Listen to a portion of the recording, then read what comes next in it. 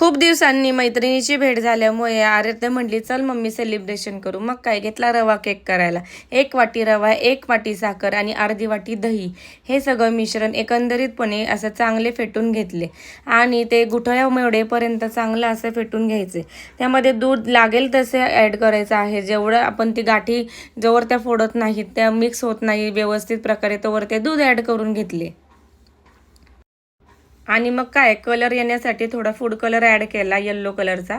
तुम्ही vanilla essence पण टेस्टसाठी ॲड करू शकता. मी टेस्टसाठी टाकला आहे स्ट्रॉबेरी पल्प.